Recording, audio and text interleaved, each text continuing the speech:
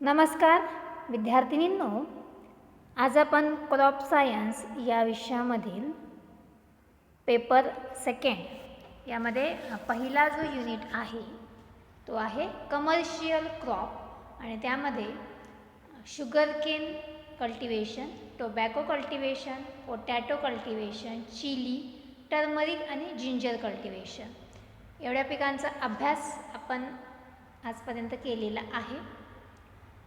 आजच्या लेक्चरमध्ये आपण ओनियन कल्टिवेशन म्हणजे कांद्याचं उत्पादन कशा प्रकारे आपण घेणार आहोत किंवा कशा प्रकारे घेतोय तर त्याचा अभ्यास आपण आज करणार आहोत. ओनियन कल्टिवेशन, ओनियन किंवा कांद्याच्या बाबतीत आपण सांगायचं झालंय तर आपल्या रोजच्या आहारामध्ये कांद्याचं फार महत्त्व आहे. कांद्याशिवाय आपली भाजी होत नाही, बरोबर. यामध्ये सुद्धा जर आपण ओव्हरऑल देशाचा आपला विचार केला तर आपल्या देशामध्ये महाराष्ट्र राज्य हे सर्वात आघाडीचं राज्य आहे कांदा उत्पादनामध्ये. लीडिंग स्टेट्स आपण म्हणू शकतो. आणि देशामध्ये जो काही कांदा उत्पादित होतो तर त्यामध्ये 25% वाटा हा आपल्या राज्याचा आहे, म्हणजे महाराष्ट्र राज्याचा आहे. आणि त्यामध्ये सुद्धा जे मेजर स्टेट आहे, मेजर डिस्ट्रिक्ट आहे महाराष्ट्रामधलं तो आहे नाशिक. हे सर्वांना माहिती आहे, Nashik is a major onion growing district of Maharashtra. याच्यानंतर आपण त्याचे बेसिक पॉईंट्स पाहणार आहोत. लोकल नेम कांदा मराठीमध्ये म्हटला जातो आणि हिंदीमध्ये प्याज. त्याची फॅमिली आहे लिलिएसी, LILLACEE, लिलिएसी.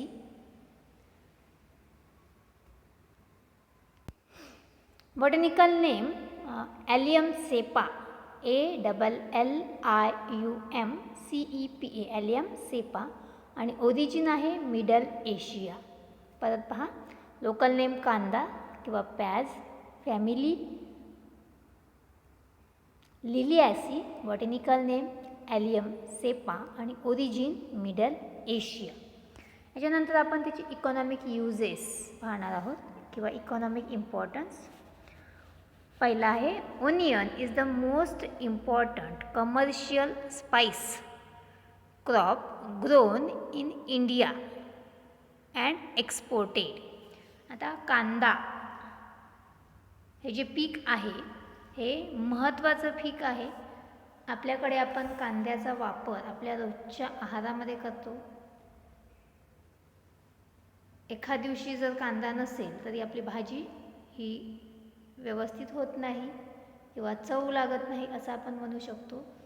आणि बऱ्याच भाज्यांमध्ये कांद्याचं वाटण आपल्याकडे असते आणि त्याच प्रमाणामध्ये आपण ते एक्सपोर्टसुद्धा करतो. तर हे महत्त्वाचं असं इम्पॉर्टंट स्पाइस क्रॉप आहे. Second, onion leaves and immature bulb are consumed as a vegetable. आता यामध्ये कांद्याची पात आपण म्हणतो का, कांद्याच्या पातीची भाजीसुद्धा आपण करतोय किंवा सलाडमध्ये कांद्याची पात आपण वापरतोय. आणि त्याची इमॅच्युअर बल्ब म्हणजे पूर्णपणे परिपक्व झालेले नाही असे इमॅच्युअर बल्ब आपण ॲज अ व्हेजिटेबल त्याचीसुद्धा भाजी बनवली जाते, ॲज अ व्हेजिटेबल म्हणून वापर करतोय. Third, it is mixed in other vegetable and soup as a spice and flavouring agent. जसं चायनीज पदार्थ जे असतात त्याच्यामध्ये कांद्याच्या पातीचा बऱ्याच मोठ्या प्रमाणावर वापर केला जातो किंवा वेगवेगळ्या व्हेजिटेबलमध्ये सुद्धा याचा वापर करतात.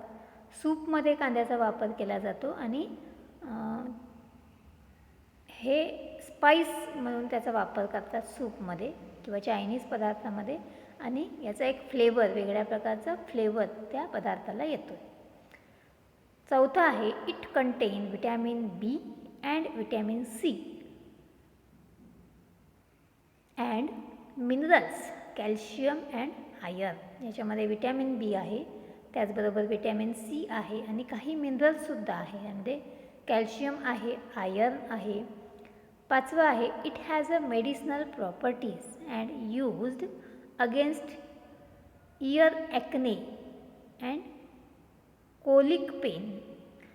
आत्ता आपण अलीकडे यूज करत नाही, पण आधीच्या काळामध्ये इतके काही दवाखाने नव्हते, तर त्यावेळेस एखाद्याला समजा कानाचा त्रास असेल, कान दुखत असेल, तर त्याच्या कानामध्ये कांद्याचा रस घालायचे आणि ते बरंसुद्धा व्हायचं. पण अलीकडे आपण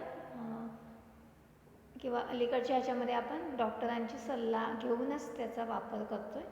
तर आधी ते मेडिसिनल प्रॉपर्टीज किंवा मेडिसिनल त्याचा यूज म्हणून वापरायचे. त्याचबरोबर कोलिक पेन म्हणजे काय, तर स्टमक पेन, पोट जर दुखत असेल तरी कांद्याचा वापर त्यावेळेस करायचे. It is use as a raw consumption. It is use as a raw consumption. आणि जेवणामध्ये आपण कांदा भाजी तर घालतोच, वेगवेगळ्या पदार्थामध्ये वापर करतोच, पण त्याचबरोबर कच्चा कांदासुद्धा आपण आपल्या आहारामध्ये त्याचा वापर करतो, रॉ कन्झम्पशन करतो आहे. तर असे पण यूज आहेत त्याचे. त्याच्यानंतर 7वं आहे it is use in making sauce, ketchup and chutney. त्याचबरोबर कांद्याचा वापर सॉसमध्ये केला जातो, केचप तयार करण्यासाठी टोमॅटो केचप वगैरे असेल तर त्याच्यामध्ये वापर केला जातो आणि त्यापासून चटणीसुद्धा तयार केली जाते.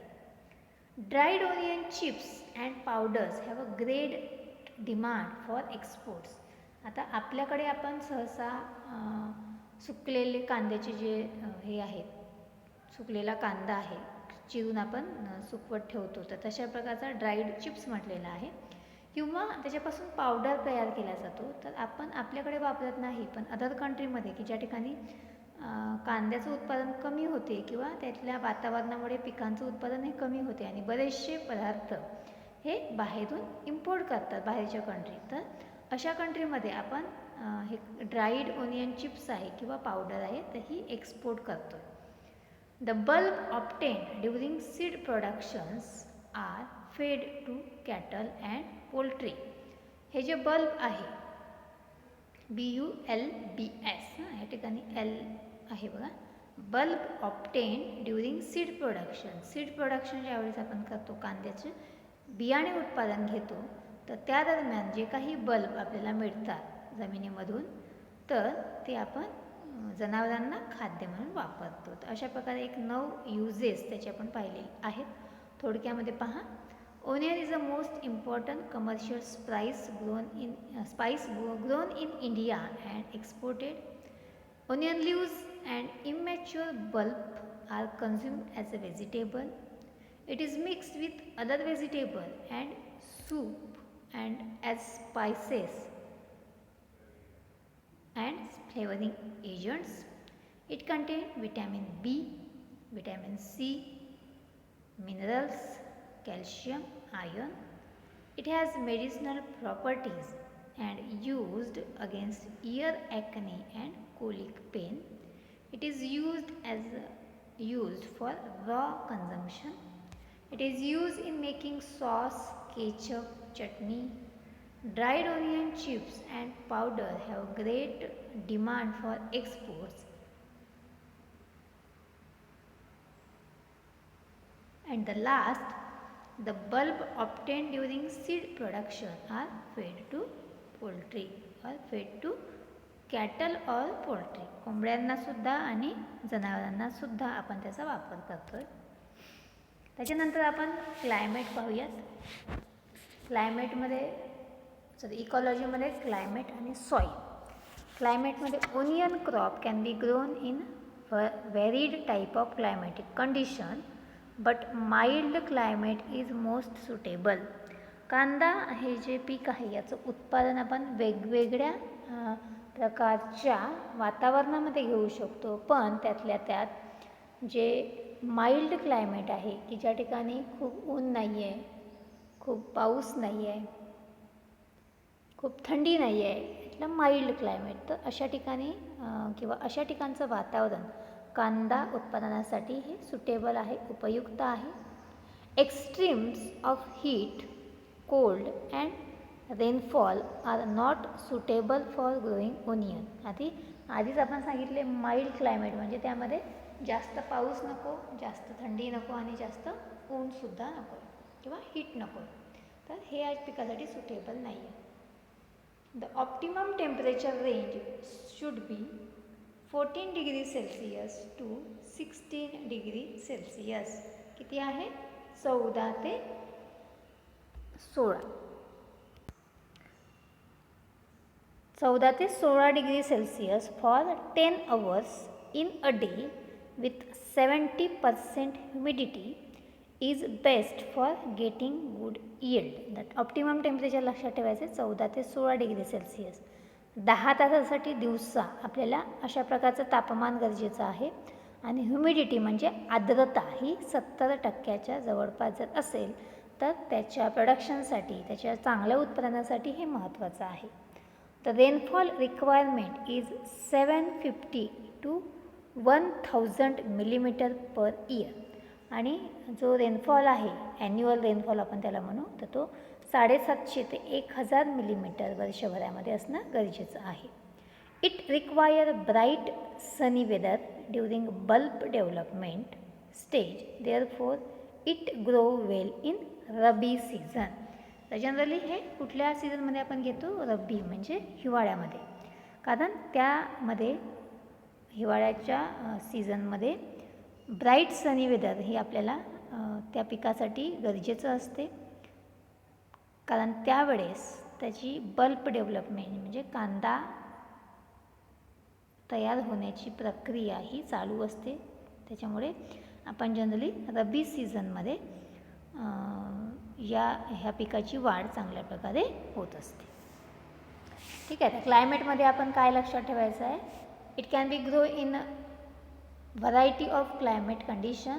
Mild climate is most suitable. Optimum temperature is 14 to 60 degrees Celsius for 10 hours a day and 70% humidity. Rainfall requirement is 750 to 1000 millimeter per year. इतकंच लक्षात ठेवा. सॉईलमध्ये soil can be grown in alluvial, loamy, medium type of soil. Alluvial गाळाची जमीन, loamy soil सुपीक जमीन, अशा प्रकारची जमीन यासाठी आवश्यक आहे. Soil should be well drained, loose and friable. Heavy clay, alkaline soil are not suitable. पण त्यामध्ये सुद्धा भारी जमीन असेल, चिकण माती असेल आणि अल्कलाईन सॉईल असेल तर ही या पिकासाठी सुटेबल नाही. काय सुटेबल आहे? तर ॲल्युव्हियल आणि लोमी सॉईल.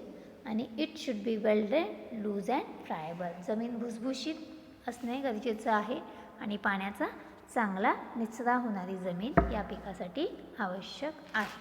ठीक आहे. त्याच्यानंतर आपण पाहूयात व्हरायटीज ऑफ ओनियन. व्हरायटीजमध्ये 3 त्याचे भाग केलेले आहेत.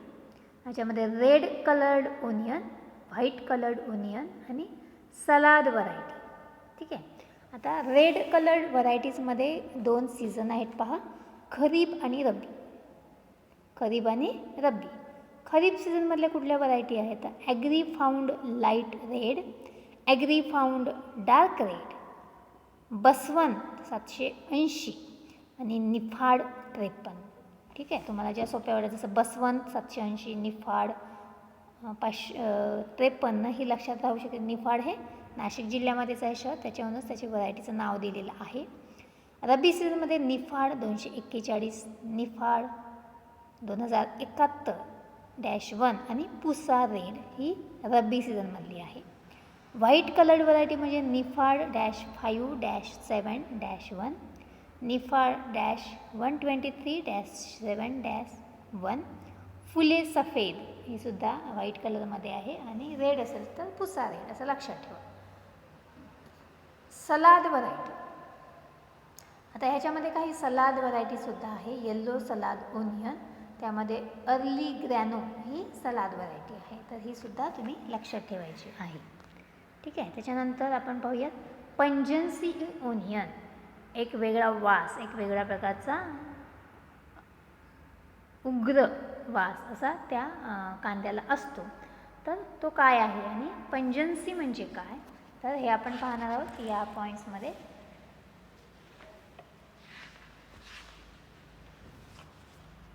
तर बघा, पहिला point, the pungency in onion is mainly due to the presence of volatile oil. volatile oil, allyl propyl disulphide in the bulb. कुठलं ऑइल आहे? Allyl propyl disulphide. त्याला अंडरलाईन करायचं आहे. The pungency in onion is mainly due to the presence of volatile oil that is allyl propyl disulphide in the bulb. ते कुठे असते? बल्बमध्ये असते. Pungency in onion is also depend upon other factor. ह्यातली जी पंजन्सी आहे ती काही वेगळ्या फॅक्टरवर सुद्धा अवलंबून आहे. त्यामध्ये बघा द व्हरायटी कुठली आहे? व्हरायटीनुसार त्याचा तिखटपणा कमी जास्त असतो. स्टेज ऑफ मॅच्युरिटीची स्टेज कुठली आहे? Late, early. Type of soil, कुठल्या जमिनीमध्ये आपण त्याचं उत्पादन घेतो आहे. Temperature and moisture condition during growth period, त्याच्या ग्रोथ पिरियडमध्ये, वाढीच्या काळामध्ये त्यावेळेसचं जे तापमान असं आहे किंवा आर्द्रता आहे ती कशा प्रकारची आहे. Storage period of the bulb, त्या बल्बचा storage period. Storage pungent varieties are preferred for cooking and processing while milk pungent varieties mild pungent varieties are consumed raw.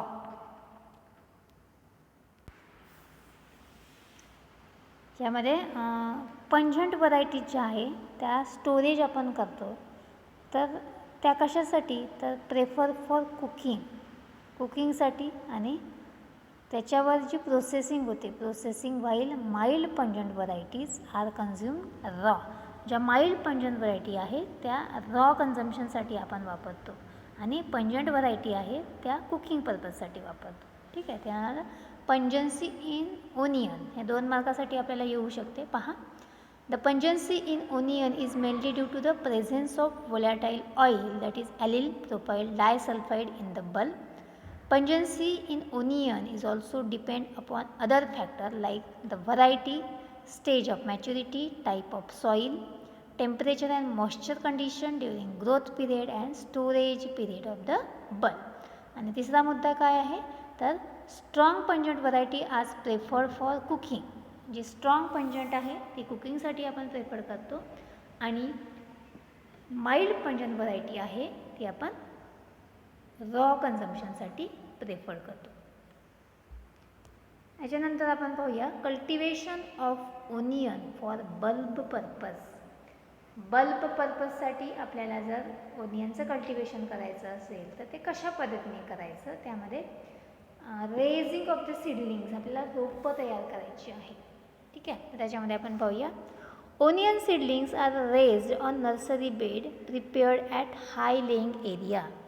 Onion seedlings are raised on nursery bed prepared at high lying area. जे काही beds आपण तयार करतो ते उंच भागावर आपल्याला तयार करायचं आहे ओनियन सीडलिंगसाठी.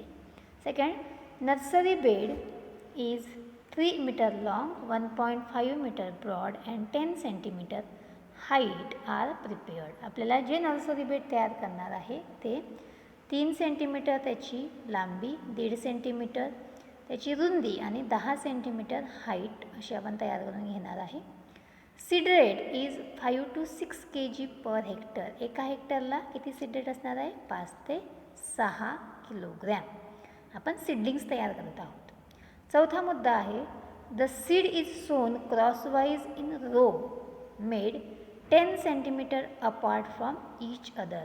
आपण सीड सोईंग करणार आहे, यामध्ये क्रॉसवाईज करणार आहे, उभं आडवं, पण प्रत्येक रोमध्ये 10 सेंटीमीटरचं आपल्याला डिस्टन्स ठेवायचं आहे. Seed is covered by giving the thin layer of the soil. त्या सीडला आपल्याला सॉईलचा एक हलकासा थर द्यायचा आहे. Beds first irrigated at 3 to 4 days interval and later on 8 to 10 days interval. Sowing झाल्यानंतर जे बेड्स आपण तयार केलेले आहे त्याला 3 ते 4 दिवसांनी पहिल्यांदा आपल्याला इरिगेट करायचं आहे, आणि हळूहळू त्याची कालावधी वाढवायचा आहे तो 8 ते 10 दिवसापर्यंत. Seedlings become ready for transplanting within 45 to 60 days when they attain the height of 10 to 15 centimeter. यामध्ये ज्या काही सीडलिंग्स आहेत, रोपं आहेत, तर ती ट्रान्सप्लांटिंग करण्यासाठी रेडी होणार किती दिवसामध्ये? 45 ते 60 दिवसामध्ये. आणि जवळपास त्याची जी उंची आहे ती 10 ते 15 सेंटीमीटर असेल. तर अशा प्रकारे आपल्याला सीडलिंग्स रेझिंग करायचं आहे. Cultivation of onion for bulb purpose. Bulb पर्पजसाठी जर आपण करत असू तर आपल्याला सीडलिंग्स तयार करायचे आहेत आणि त्यानंतर त्याचं ट्रान्सप्लांटेशन करायचं आहे. ठीक आहे. त्यासाठी आपण रेसबेड म्हणजे गादी वाफे तयार केलेले आहेत. त्याची लांबी 3 मीटर, रुंदी 1.5 मीटर आणि हाईट ही 10 सेंटीमीटर. 1 हेक्टरला लागवडीसाठी आपण 5 ते 6 kg जे बियाणे आहेत, सीड्स आहेत, ते त्या बेडमध्ये लावणार आहेत. क्रॉसवाईज आपल्याला सोईंग करायची आहे. त्यामध्ये 2 रोमधील अंतर हे 10 सेंटीमीटर असणार आहे आणि सीड लावल्यानंतर त्याला एक हलकासा मातीचा थर द्यायचा आहे. पहिल्यांदा आपल्याला 3 ते 4 दिवसांनी इंटरवलने इरिगेशन द्यायचं आहे. त्याच्यानंतर इरिगेशनचा कालावधी 8 ते 10 दिवसांचा ठेवायचा आहे. जवळपास लावल्यानंतर प्लांटेशन केल्यानंतर 45 ते 60 दिवसामध्ये सीडलिंग्स तयार होतात आणि त्यांची हाईट जवळपास 10 ते 15 सेंटीमीटर इतकी असते. ठीक आहे. तर हे आपण पाहिलं आहे रेझिंग ऑफ द सीडलिंग्स. तर आजच्या लेक्चरमध्ये आपण economic uses, climate, soil, varieties आणि पंजन्सी इन ओनियन आणि रेझिंग ऑफ द सीडलिंग्स हे मुद्दे अभ्यासलेले आहेत. पुढच्या लेक्चरमध्ये आपण land preparation, time of transplanting काही मुद्दे त्याच्या पुढचे अभ्यासणार आहोत. तर आज आपण इथेच थांबूया. थँक्यू.